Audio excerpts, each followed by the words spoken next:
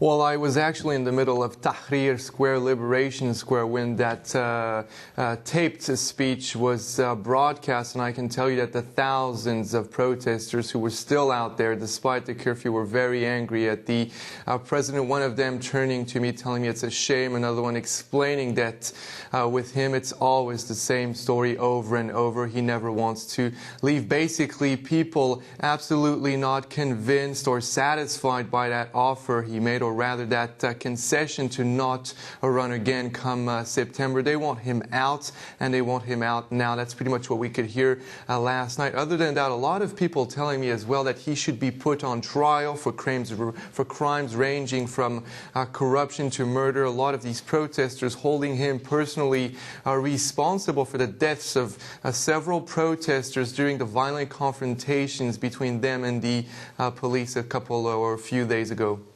So the hardline protesters are saying this is not enough.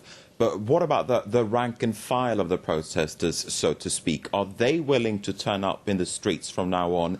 How do we foresee this playing out from here on in?